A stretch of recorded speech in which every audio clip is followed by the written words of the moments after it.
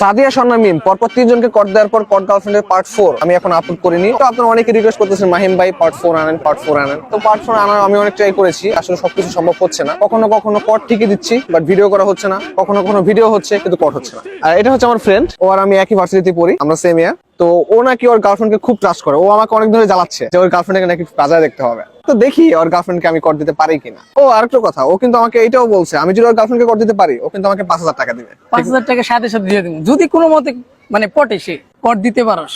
ওকে ওকে ওকে, বলো তোমার গার্লফ্রেন্ড সম্পর্কে বলো। আমার গার্লফ্রেন্ড নাম নুসরাত, তার বাড়ি চাঁদপুর, সাচারে থাকে। গ্রামের মেয়ে, একবারে সিম্পল সিধা সাদা মেয়ে।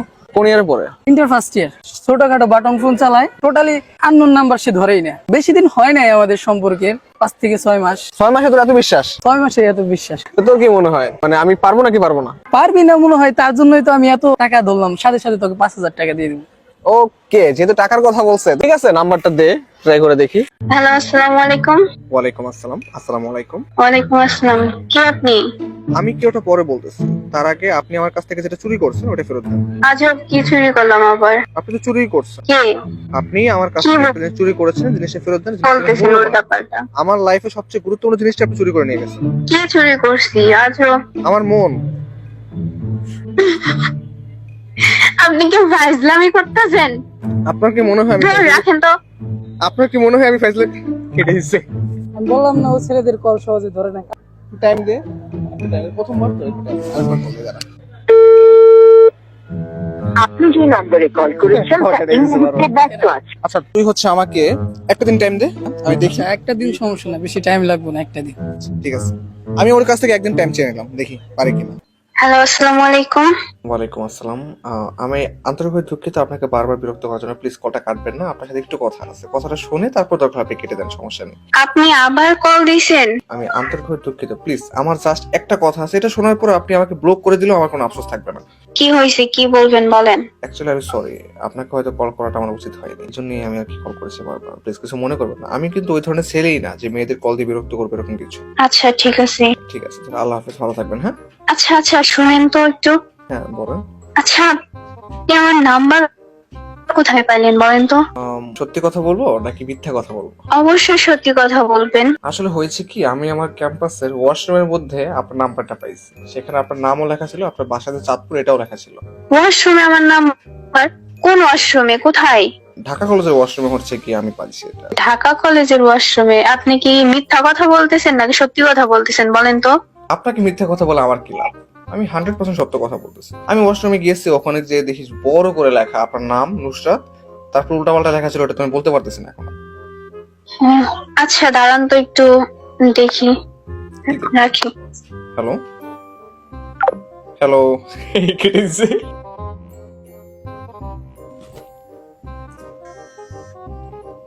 হ্যালো হ্যালো মাহিম, আমি বলে ওয়াশরুমে ওর নাম্বার লেখা আছে, এগুলো কি বলছিস? আমি তো তোর এমনি শুধু ভালোভাবে বললাম যে একটু বাজে দেখ, তুই তো মানে পুরো একবারে কি করে দিলি, এটা কোনো কথা? বন্ধু তুই তো আমার একদিন টাইম দিছিস, একদিন একটু আমার কিছু করতে দে। হ্যাঁ মাহিম কি জিনিস একটু বুঝ, আমি যেমন করে একটু কর দেই, তারপর তুই যেমন চাইবো।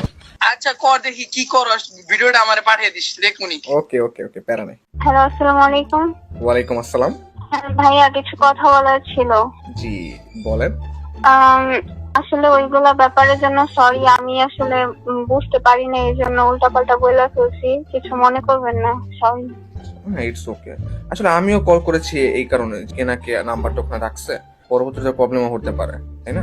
হ্যাঁ, আমি বুঝতে পারছি যে কে এই কাজটা করতে পারে, কারণ ওই কলেজের হচ্ছে আমার একজন মানুষই ছিল, আমি ওর সাথে একদম সব সম্পর্ক শেষ করে আসছি, আর আপনাকেও সরি বলতেছি, ভুল মানুষের জন্য আপনাকে উল্টাপাল্টা বলে ফেলছি, কিছু মনে করবেন না।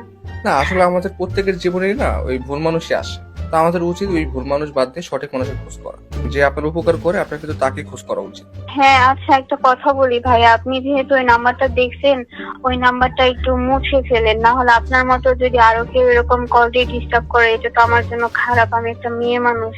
কোনো সমস্যা নেই, আমি সবকিছু মুছে ফেলতেছি, শুধু ওইটাই না, যদি আপনি আরো কিছু চান আমি আমার জীবন থেকে অনেক কিছু মুছে ফেলতে পারি যদি আপনি বলেন। আচ্ছা একটা কথা বলি, হ্যাঁ বলেন।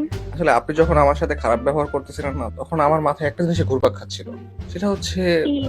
যে মেয়ের ভয়েস এত সুন্দর সেই মেয়ের ব্যবহার এরকম কিভাবে হয়? তার ব্যবহার তো আরো ভালো হওয়ার কথা। এমন কিছু না, আমার হঠাৎ করে রাগ হয়ে গেছিল যে এরকম একটা কিছু মনে করেন না, আবারও আপনাকে সরি বলতেছি প্লিজ।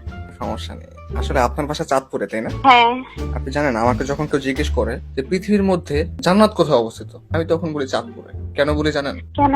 কারণ চাঁদপুরে আপনার মতো সুন্দরী মেয়েরা থাকে। যদিও আমি আপনাকে দেখিনি, বাট ভয়েস শুনে বোঝা যাচ্ছে যে মেয়ের ভয়েস এত সুন্দর, না জানি সে দেখতে কতটা সুন্দর। Thank you, thank you. হ্যাঁ, ওয়েলকাম। পৃথিবীতে সবচেয়ে অদ্ভুত ঘটনা কখন ঘটে জানেন? তখন রাত 3টা। রাত 3টা? কেন, তখন কি হয়? পৃথিবীতে সবচেয়ে বেশি অ্যাক্সিডেন্ট কখন ঘটে জানেন? এই রাত 3টা। আপনি জানেন হাসপাতালে সবচেয়ে বেশি রোগী মারা যায় রাত 3টা। এমনকি রাত 3টায় সবচেয়ে বেশি শয়তানের চর্চা হয়, এই জন্য রাত 3টাকে বলা হয় ডেভিলস আওয়ার।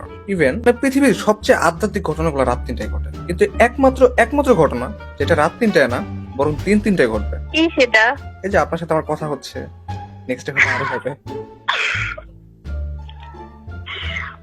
আপনি চাইলে কিন্তু আমরা পরবর্তীতে কথা বলতে পারি। বলা যায়। ঠিক আছে, এখন তো ফ্রি তাই না? না, এখন ফ্রি না, আমি একটু আম্মুর সাথে কাজ করব, তো আমি ফ্রি হয়ে পরে কথা বলবো। আপনি কখন ফ্রি হবেন? আমি ফ্রি হলে আপনাকে কল দিব। ঠিক আছে, আল্লাহ হাফেজ, ভালো থাকবেন। ওকে, আপনিও ভালো থাকবেন।